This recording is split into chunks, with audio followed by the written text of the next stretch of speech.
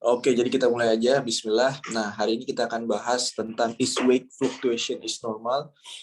Artikelnya diterbitkan di tahun 2018, teman-teman. Nah, jadi langsung aja kita mulai. Daily weight fluctuation is normal. Jadi di artikel ini bilang bahwa ya namanya turun berat badan, kemudian pada saat program diet, turun naik berat badan itu normal. Bahkan teman-teman, ada penelitian yang bilang rata-rata orang dewasa yang lagi program diet itu mengalami fluktuasi kenaikan berat badan 5-6 pounds per hari. It all comes down to what and when you eat, drink, exercise, and even sleep. Jadi banyak faktor penyebabnya kenapa seseorang hari ini nimbang, terus besoknya naik berat badannya 200 gram, 300 gram. Itu banyak faktor. Selain karena apa yang kita makan, apa yang kita minum, apa yang kita lakukan, olahraga apa, bahkan kualitas dan kuantitas tidur kita pun mempengaruhi proses penurunan berat badan tersebut. Nah, jadi kita akan bahas, biasanya salah satu penyebabnya itu dikarenakan adanya asupan makanan dan minuman, teman-teman. Ya, berat badan kita itu adalah angka yang menunjukkan jumlah kalori yang masuk dibandingkan dengan jumlah kalori yang keluar. Seperti yang teman-teman ketahui bahwa untuk turun berat badan, pondasi dasarnya kan defisit kalori itu. Nah, jadi defisit, jadi kalori yang masuk harus lebih sedikit dibanding kalori yang keluar. Makan-makan yang sehat, kemudian program diet yang seimbang, itu adalah salah satu cara bagaimana kita bisa mengontrol asupan makanan, asupan kalori yang masuk ke dalam tubuh, sehingga kita bisa memperkecil peluang untuk terjadinya kenaikan berat badan. Artinya, teman-teman, yang harus kita pahami bersama di sini adalah mau kayak gimana pun program diet kita, mau secanggih apapun program diet kita, mau menggunakan apapun metode program diet kita, kalau nggak defisit kalori, nggak akan turun berat badan.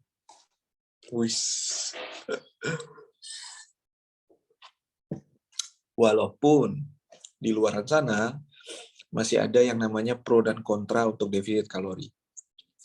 Ada orang yang fokusnya dengan defisit kalori, ada orang yang nggak terlalu fokus dengan defisit kalori. But it's okay. Intinya adalah secara ilmiah, pondasi dasarnya adalah defisit kalori, teman-teman.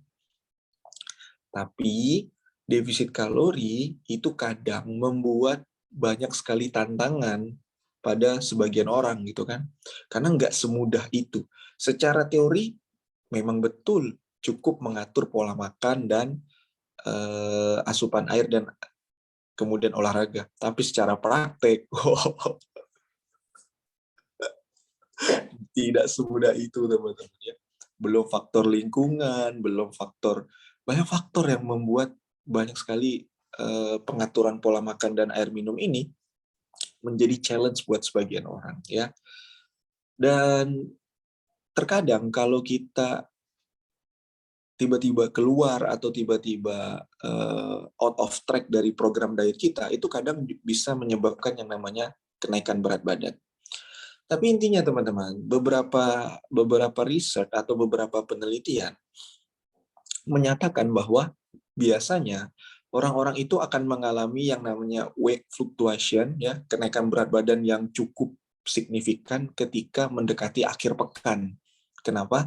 Karena banyak orang yang Senin sampai Jumat mereka aktif gitu kan, kerja, fokus dengan segala macamnya, sehingga is okay, pengaturan pola makannya masih bisa lah diatur dengan program dan segala macam. Tapi kalau udah Jumat sore, Sabtu, Minggu, wow, itu kadang banyak orang yang mengalami namanya lupa, lupa dengan program dietnya. Ya, itu rata-rata penelitian menyebutkan seseorang bisa mengasup bisa lebih dari 4.000 sampai 5.000 kalori, teman-teman, di akhir pekan. Belum lagi kalau teman-teman punya aktivitas atau punya rutinitas atau punya jadwal yang mengharuskan teman-teman Sabtu Minggu tuh adalah jadwalnya misalnya bareng keluarga, harus keluar dan segala macamnya, itu kalorinya akan lebih banyak yang masuk. Itu nomor satu, ya. Kenapa berat badan kita bisa up and down, naik turun? Karena nomor satu adalah kita kadang lupa dengan kalori, teman-teman. Ya, perasaan udah makan. Nah, kalau udah pakai perasaan nih susah. Perasaan saya udah, nah perasaan. Ya, jadi itu nomor satu penyebabnya kenapa orang bisa naik turun berat badan, karena asupan makan dan minuman. Ya, nomor dua adalah sodium dan carbs, karbohidrat yang menyebabkan terjadinya water retention, teman-teman. Water retention tuh seperti ini nih misalnya nih, kalau saya boleh ilustrasikan seperti roti tawar, teman-teman masukkan tempelkan dengan air, kan airnya akan menyerap tuh. Nah, roti tawarnya yang tadinya ringan jadi berat, itu water retention, teman-teman. Ya, jadi tubuh kita secara tidak langsung, sel-sel dan jaringannya itu mengikat air yang ada dan masuk ke dalam tubuh, sehingga terjadi yang namanya water retention. Kalau udah jadi water retention, otomatis berat badan kita jadi berat. Nah, salah satu penyebab terjadinya water retention itu adalah karena terlalu banyak makan sodium, teman-teman. Kalau kita bicara garam, secara garis besar, secara umum, maka biasanya dikenal dengan istilah natrium chloride, ya, NaCl.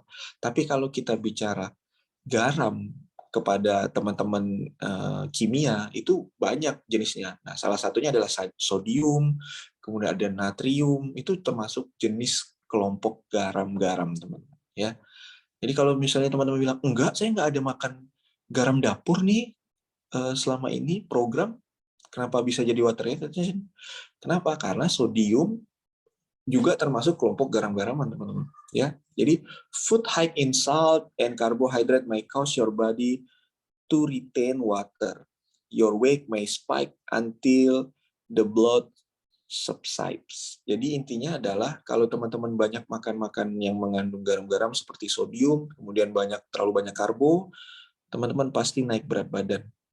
Pasti naik berat badan. Kalau nggak percaya, coba aja makan malam ya dengan karbohidrat.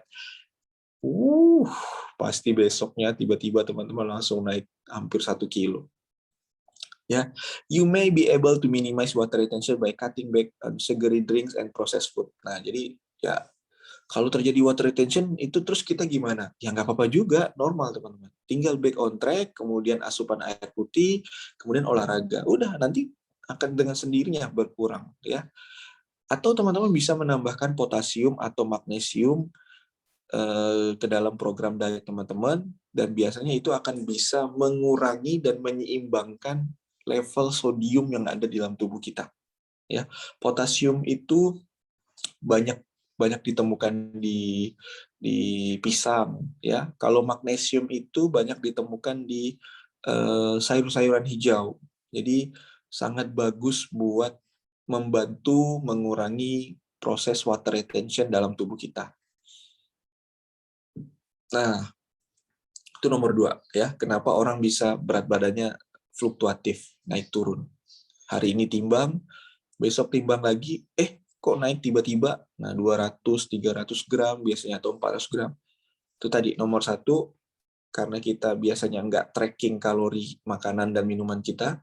Nomor 2, karena kita terlalu banyak makan makanan yang mengandung sodium dan karbohidrat.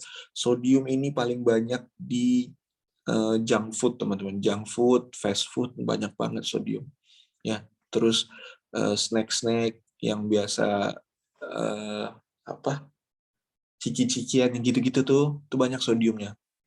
Teman-teman coba cek di label nutrisinya, pasti ada, kalau nggak sodium, natrium, tinggi banget. Ya. Kemudian yang berikutnya adalah ini yang sering kita lupa, teman-teman. All food and drinks have some weight. Ya kan? Ini kan ya, ini kan banyak nih yang waktu itu sering banget tanya gitu kan di akun Instagram saya gitu. Kok saya timbang pagi sama timbang siang beda ya berat badan saya? Ya iyalah. Emangnya Emangnya kamu pikir minum, makan itu nggak ada beratnya gitu? Makanya nggak disarankan teman-teman, pagi nimbang, siang nimbang, sore nimbang, malam nimbang, habis dari buang air kecil nimbang, habis buang air besar nimbang. Ya Allah.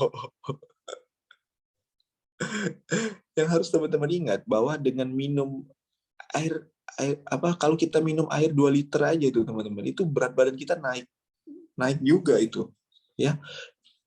Jadi mau itu minum mau itu makan, berat badan teman-teman juga pasti akan naik, ya.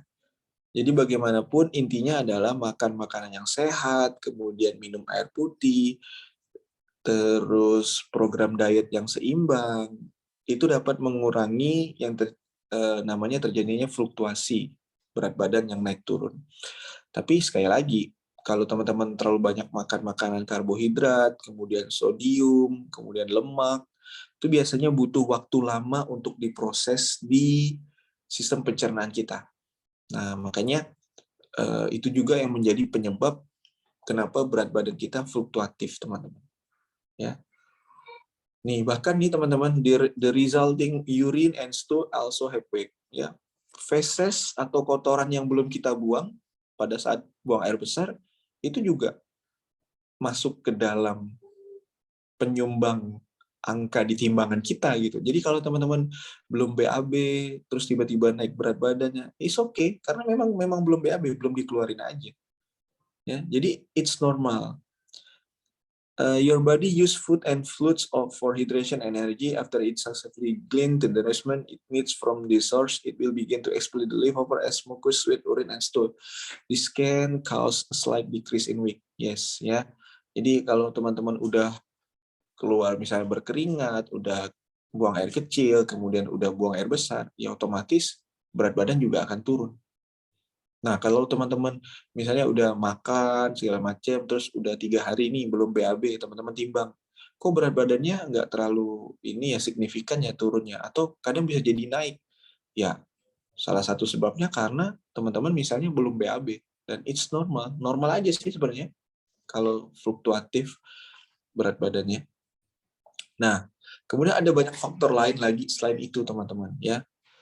Tadi faktor pertama, kita nggak tracking kalori kita. Faktor kedua adalah kita mengalami yang namanya water retention. Faktor ketiga, kita lupa bahwa makanan dan minuman itu juga punya berat. Dan faktor keempat adalah memang kita belum BAB aja. Ya, masih ada sisa-sisa makanan yang ada dalam sistem pencernaan yang sedang ditunggu volumenya supaya bisa dikeluarkan oleh tubuh. Jadi intinya ya normal kalau misalnya berat badan kita itu up and down pada saat kita program diet. Nah, ada faktor lain nih teman-teman yang membuat kenapa berat badan kita bisa fluktuatif ya. Salah satunya adalah olahraga. Olahraga yang berlebihan yang membuat teman-teman butuh asupan air yang juga harus menggantikan asupan air yang keluar gitu kan. Karena kan olahraga yang berlebihan, keringat berlebihan juga otomatis minum terlalu banyak ya otomatis berat badan kita juga akan penuh dengan air. Jadi pas saat nimbang berat badannya juga akan naik teman-teman. Ya. Dan yes kita memang tahu bahwa olahraga itu membakar kalori. Nah tapi dengan membakar kalori yang lebih banyak otomatis tubuh akan memberi sinyal kepada otak, kita udah mau kehabisan energi nih. Kita udah mau kehabisan energi nih. Terus gimana nih caranya supaya bisa energi yang hilang ini tidak membuat efek yang begitu parah ke tubuh kita. Maka dari itu otak memerintahkan kita untuk makan dan minum supaya energi yang habis tadi bisa tergantikan. Nah, kalau udah kayak gitu, otomatis berat badan akan naik juga, teman-teman. Ya, jadi olahraga yang berlebihan itu tidak disarankan. Dan olahraga yang berlebihan tidak menjamin teman-teman pasti langsung turun berat badan dengan cepat. Yang bisa membuat teman-teman menjadi progres dietnya lebih optimal adalah olahraga yang konsisten. Nah, kalau kita bicara olahraga yang berlebihan, maka kita bicara tentang kemampuan personalisasi setiap orang. Ya, bisa jadi buat saya 40 menit masih belum, buat teman-teman 40 menit udah berlebihan. Is okay. Yang tahu tubuh kita adalah kita sendiri. Jadi, kalau teman-teman udah merasa ini udah nggak sehat, udah nggak bagus manfaatnya buat teman-teman, ya jangan dilanjutkan lagi olahraga. Makanya Kemenkes pun bilang bahwa seminggu 3 kali aja, terus 150 sampai 180 menit tuh dalam untuk 3 minggu itu udah bagus banget ya. Misalnya 40 menit dalam satu sesi, kemudian kalau seminggu 3 kali udah 120 menit, oke, masih dalam kategori wajar ya. Kemudian yang kedua adalah obat-obatan. Ya. Beberapa jenis obat-obatan itu bisa menyebabkan yang namanya retain water ya, water retention, atau meningkatkan rasa lapar ya. Akan ada juga obat-obatan yang merangsang nafsu makan kita jadi lebih gitu kan. Atau juga bisa berpengaruh terhadap metabolisme tubuh kita. Misalnya ambil contoh obat-obatan yang mengandung insulin, kemudian mengandung ini ada thiazolidinediones, beta-adrenergic, trislik, antidepresan, selektif serotonin, litium, dan masih banyak lagi. Jadi intinya adalah kalau teman-teman mengasup obat-obatan selama program diet, is okay ya, karena memang obat-obatan itu kan diperuntukkan sebagai kebutuhan medis tubuh teman-teman gitu kan, is okay. Tapi di lain sisi teman-teman jangan juga mengesampingkan faktor kalau teman-teman sedang mengkonsumsi obat-obatan. Kenapa? Karena ada beberapa jenis obat-obatan yang juga akan mempengaruhi berat badan teman-teman. Ya, jadi kalau teman-teman timbang, loh kok kenapa berat badan saya gini gini gini gini gini gini gini gini, coba dicek apakah teman-teman juga sambil mengkonsumsi obat-obatan. Kalau iya, bisa jadi faktor tersebut yang juga berperan penting dalam berat badan teman-teman ya. Makanya teman-teman bisa tanyakan ke dokter teman-teman, apakah memang obat-obatan ini mempengaruhi program berat badan saya atau justru mempengaruhi dalam hal metabolisme tubuh teman-teman. Itu bisa teman-teman tanyakan juga ya. Dan yang paling penting adalah menstruasi. Ini nih yang kadang sering kita lupakan teman-teman. Ketika kita mengalami ketika teman-teman mengalami menstruasi atau premenstruasi, biasanya akan terjadi yang namanya imbalance hormon ya. Hormonnya nggak seimbang, nggak stabil. Produksi hormonnya nggak stabil antara progesteron, estrogen, dan segala macamnya ya. Nah, menstruasi ini secara otomatis akan menyebabkan yang namanya water retention ya, pengikatan air lebih banyak, kemudian metabolisme yang kadang cepat, kadang slow, kemudian peningkatan rasa lapar, dan masih banyak yang lainnya. Dan ini secara tidak langsung akan mempengaruhi berat badan teman-teman. Ya, biasanya akan terjadi fluktuatif. It's okay dan itu normal. Ada juga pengaruh dari alkohol, kemudian ada rasa sakit. Nah, sakit juga mempengaruhi berat badan kita, teman-teman ya. Jadi intinya ada banyak faktor yang membuat kenapa berat badan kita itu bisa naik turun pada saat program diet. Nah, jadi pertanyaannya adalah, terus gimana nih? Bagaimana caranya supaya saya bisa tahu nih kalau itu adalah angka berat badan saya? Bagaimana cara saya menimbang? Nah, intinya adalah be consistent when you weigh yourself. Your lowest weight of the day will be after you wake up and empty your bladder. You may choose to wake yourself out another time of day, but you must continue to wake yourself at that time on the same scale for an accurate measurement. Jadi timbang setiap hari boleh, kalau teman-teman mau lakukan, is okay, walaupun saya tidak sarankan, ya. Kemudian usahakan di jam yang sama, kemudian pada saat belum makan dan belum minum, kemudian gunakan timbangan yang sama, itu merupakan salah satu indikator teman-teman bisa menjadikan acuan bahwa itu adalah angka timbangan teman-teman, angka berat badan teman-teman. Ya, kalau teman-teman pengen melihat rata-rata fluktuasi berat badan teman-teman bisa melihat atau menimbang itu di pagi hari, kemudian di tengah hari, kemudian di malam hari. Teman-teman akan lihat weight fluctuation-nya, ya. Karena habis makan, cuma habis minum, olahraga dan segala macamnya. Nah, kalau teman-teman pengen melihat gimana sih kalau misalnya turun 2 sampai 3 pounds itu kurang lebih 100 sampai 200 gram, 300 gram gitulah, teman-teman ya. Nah, it's okay karena masih dalam kategori normal. Jadi kalau misalnya hari ini nih 70 kilo, besok teman-teman timbang 70 kilo lagi, terus 69 kilo, 68, tiba-tiba langsung naik 68,3, 68,5, no problem, tetap keep going, karena itu normal aja. Ya, gunakan timbangan yang sama, nomor 1, kemudian gunakan waktu yang sama setiap hari. Jadi kalau misalnya timbang biasanya jam 5 subuh, habis sholat subuh misalnya, setiap hari gunakan waktu yang sama.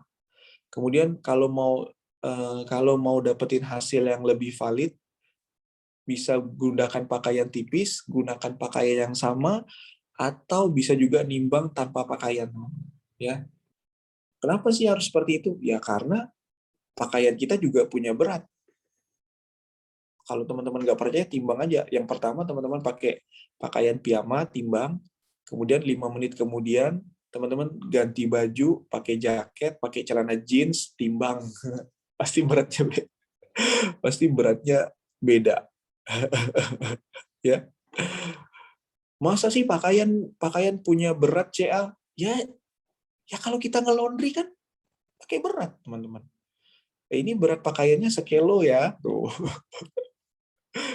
Ya, atau incorporate other measurement. Jadi intinya adalah ada banyak cara untuk bisa mengukur, teman-teman, ya. Dan salah satu caranya adalah menggunakan timbangan. Ini intinya adalah bottom line-nya, teman-teman, daily and even weekly weight fluctuation are normal. Ini normal sebenarnya. Nggak perlu ada yang perlu, menurut saya pribadi nggak ada yang perlu dikhawatirkan, teman-teman, untuk kenaikan berat badan yang fluktuatif kayak gini. Ya, dan tujuan kita itu kan sebenarnya untuk dapetin hasil yang maksimal, artinya kita tetap harus berproses gitu kan, tetap dengan pola makan kita, dengan segala macamnya. Dan kalaupun teman-teman mengalami yang namanya weight fluktuasi, berat badan yang naik 300 gram, 400 gram, 500 gram, is okay. Ya. Karena kalaupun teman-teman cek di beberapa artikel, malah ada yang ngasih statement seperti ini, teman-teman. Turun berat badan itu yang sehat seminggu, bukan seminggu atau sebulan ya? Sebulan kalau saya nggak salah. Nanti kita cek lagi ya. Turun berat badan yang sehat itu kalau sebulan 1,2 sampai 2 kiloan lebih. Nah, di kelas basic 10 hari turunnya bisa 3 kilo, 4 kilo. Jadi gimana? Nah, jadi intinya adalah balik lagi sih ke kita gitu kan. Gimana kita bisa punya pemahaman yang cukup untuk bisa melihat dari sisi yang lebih luas gitu terkait yang namanya berat badan. Dan buat saya pribadi, berat badan memang betul jadi acuan dan indikator kita dalam program diet, tapi bukan jadi acuan utama dan pertama gitu, teman-teman.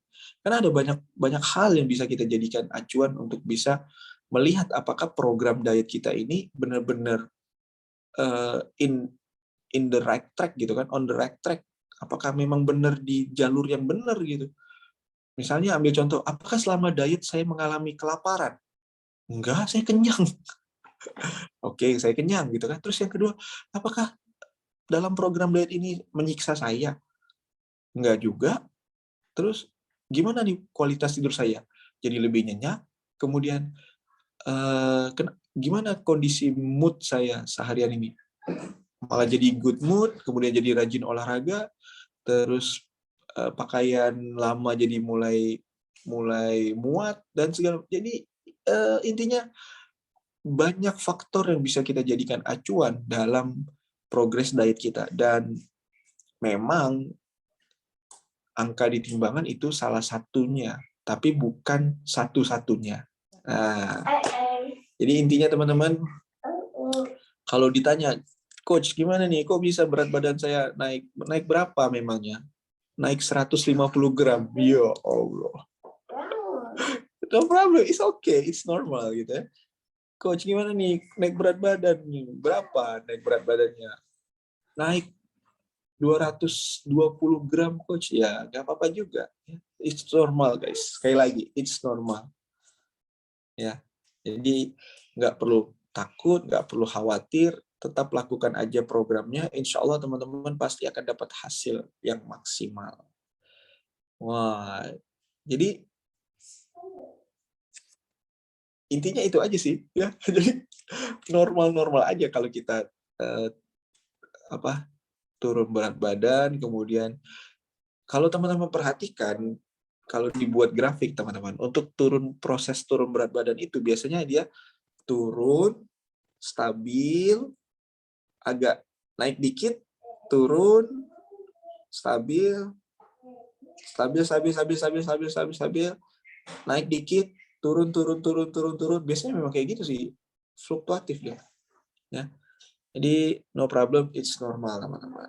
Nah, yang penting adalah keep going, ya. Terus keep going, keep going, keep going.